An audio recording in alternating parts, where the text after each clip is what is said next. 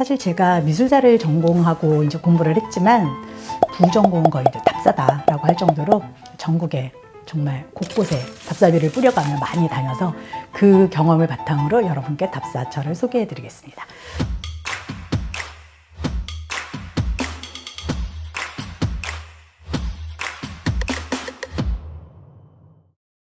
가을은 정말 답사하기 좋은 계절인데요. 특히 한반도에서는 봄, 가을 좀 답사하기 좋죠. 근데 특히 가을이 더 좋은 것 같아요.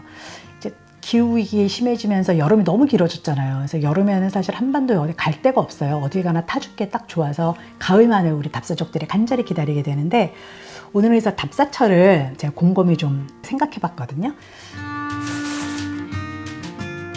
첫 번째로 친구나 연인과 함께 가기 좋은 답사철을 골라봤는데요. 바로 지리산에 있는 여러 사찰들이에요. 지리산은 정말 많은 사찰을 품고 있는 명산이고, 그 사찰 하나하나마다 뭐 국보쯤, 보물쯤 없는 곳이 없어요. 정말 너무나 답사족들에게도 귀중한 곳인데, 언뜻 생각하면 그런 걱정하실 수 있어요.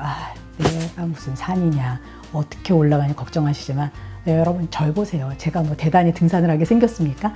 그런 저도 갈 수 있다는 건 뭐냐. 지리산 사찰들의 특징은 골짜기마다 그 입구에 이제 나뉘어져 있는 거예요. 그러니까 사찰 A 쭈루룩 올라갔다 보고 금방 이제 옆골짜기로 이동하면 다시 사찰 B, 이렇게 보는 식으로 되어 있으니까 걱정 마시고 다녀와도 좋겠습니다. 특히 지리산은 가을 단풍이 여기저기 너무 유명한 곳이잖아요. 그래서 단풍 구경도 하고 사찰 구경도 했으면 좋겠어요. 대표적인 사찰 세 군데를 제가 한번 꼽아봤습니다. 첫 번째 사찰은 화엄사예요. 지리산에 있는 사찰들 가운데 아마 규모가 가장 클 텐데, 누군가 지리산에 갔다면 아마 가장 먼저 하나를 꼽아서 간다면 여기를 가지 않을까 싶어요.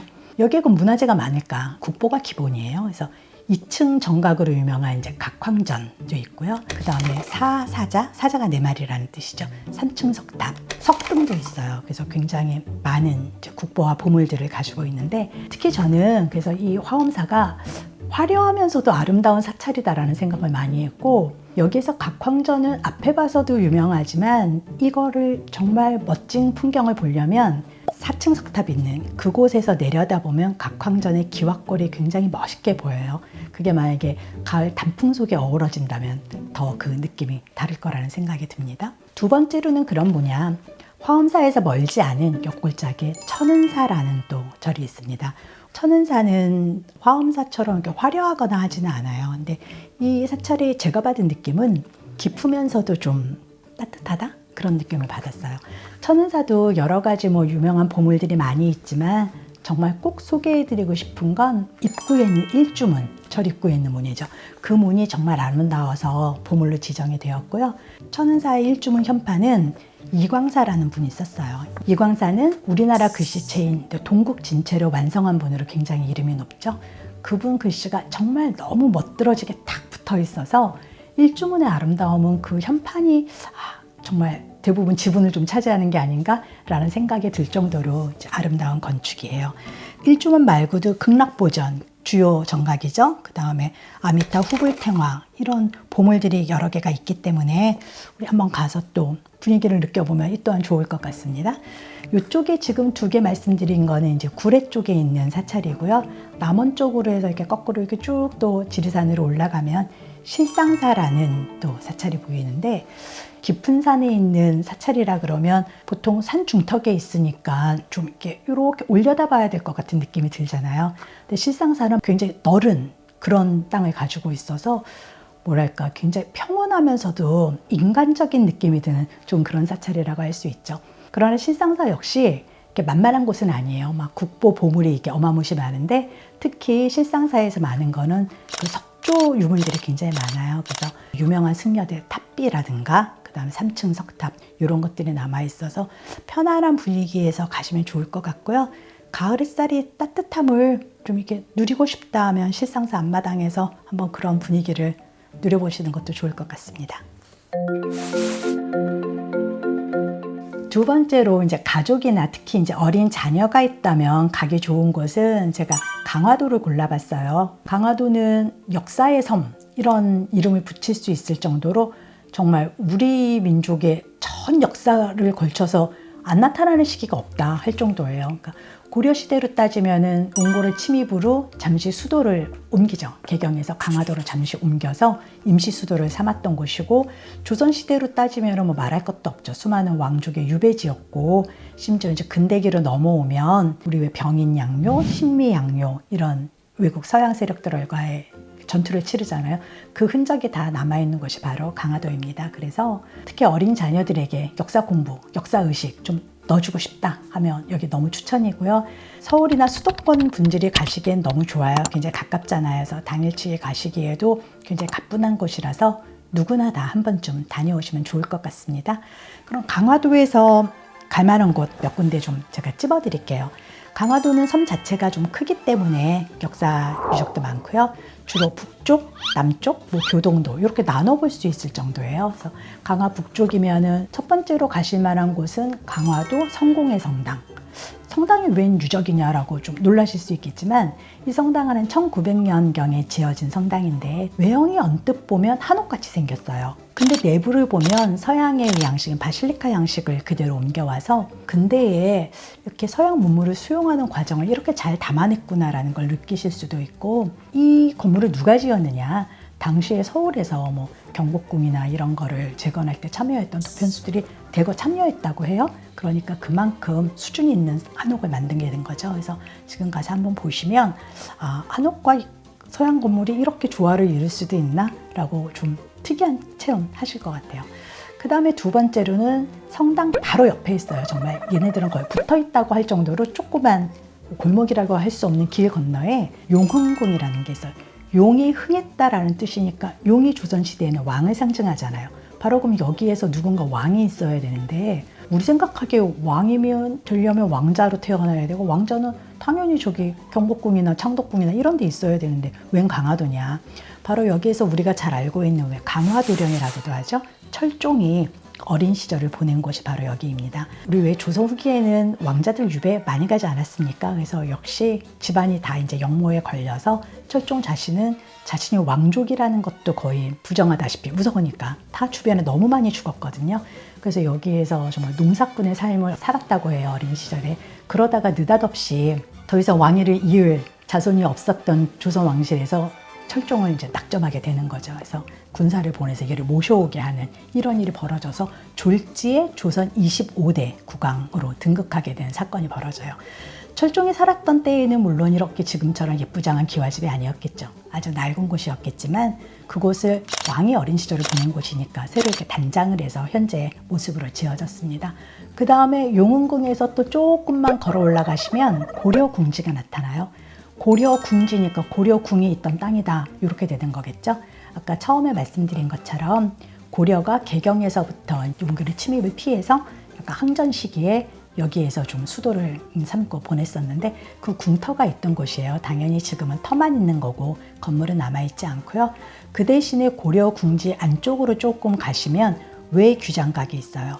원래 규장각은 서울 궁궐 안에 있어야 되잖아요. 그래서 외자를 붙인 거예요, 바깥쪽에. 그래서 여기에서 이제 조선시대 여러 서적을 뭐 보관한다든가 이런 용도를 사용했는데, 그 건물이 남아있으니까 아울러 보시면 좋을 것 같고요. 남쪽으로 조금 내려간다면 전등사. 그 다음에 전등사 옆에 뭐가 있냐면 사고지라는 말을 들어보셨을지 모르겠는데, 조선시대 여러 서적을 보관하는 곳이죠. 그래서 이 산 이름은 정족산이어서 정족산 사고지가 전등사 바로 옆에 있습니다. 그래서 원래는 이제 건물이 사라졌던 걸 이제 다시 현대에 이르러서 원형을 복원해서 이렇게 세운 것이고요. 그래서 조선시대에는 특히 실록이 중요했잖아요. 실록 같은 중요한 기록물을 서울에 있는, 그러니까 춘추관뿐만이 아니라 지방의 여러 군데에 깊은 산중을 택해서 보관을 하는 거예요.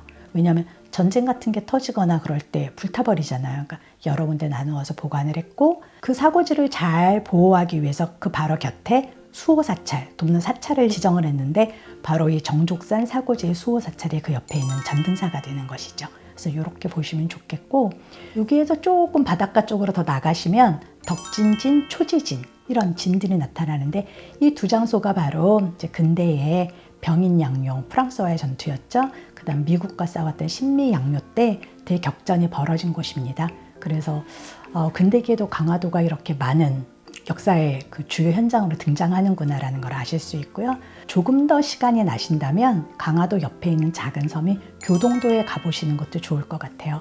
강화도는 우리 조선시대 때 특히 이제 왕족들의 유배지로 굉장히 유명했던 곳이에요. 그래서 우리 임금 가운데는 연산군하고 광해군이 폐위가 됐었잖아요. 그때 바로 이 강화도, 특히 교동이죠. 여기로 유배를 왔었고, 그 다음에 모미도운도의 주인이었던 안평대군도 역시 강화도 교동으로 유배를 왔습니다. 강화도는 서울에서 가까우면서도 탈출하기가 어려운 섬이죠. 그래서 이렇게 영모에 관계된 왕족들의 유배지로 자주 뽑혔었죠. 교동도에서는 그런 역사 현장을 좀 보듬어 보시고, 그 다음에 무엇보다 저는 교동도에서 바라보는 그 저녁 무렵이 그렇게 좋았어요. 그래서 바다에 해가 이렇게 지는 모습을 보면서 좀 쓸쓸함이 느껴지기도 하지만 사람의 삶이 뭔가 그런 거에 젖어보는 것도 괜찮을 것 같습니다.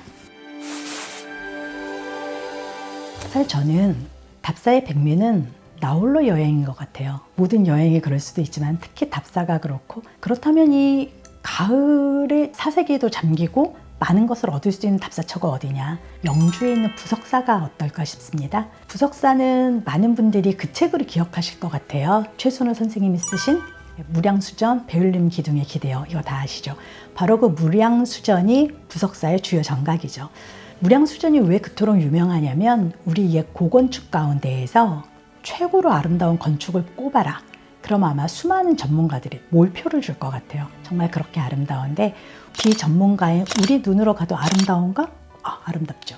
그래서 일단 그 배흘림 기둥이라는 말이 책에도 나왔었지만 기둥의 중간 부분을 살짝 부풀려서 시각의 안정성을 좀 취한 그 기둥이 있고, 무량수전의 또 백미 중에 하나는 팔짝지붕의 아름다움이에요. 팔짝지붕 그 처마끝이 살짝 올라간 게 얼마나 경쾌하면서도 우아한지 몰라요. 그래서 그런 건축적인 아름다움을 느껴보시라고 가보셨으면 좋겠는데, 무량수전의 진짜 아름다움은 건축의 아름다움도 있지만 무량수전 앞으로 펼쳐진 그 산맥의 장쾌함에 있어요. 그 시원함을 함께 느껴보신다면 건축이라는 것이 저울로 잘라서 되는 게 아니라 주변 간의 경관과의 조화가 얼마나 중요하냐, 요거를 좀 알 수 있을 것 같죠. 그래서 나홀로 가서 무량수전도 한번 보시고 거기에도 띵 하는 종소리도 한번 들어보시면 정말 좋을 것 같고요.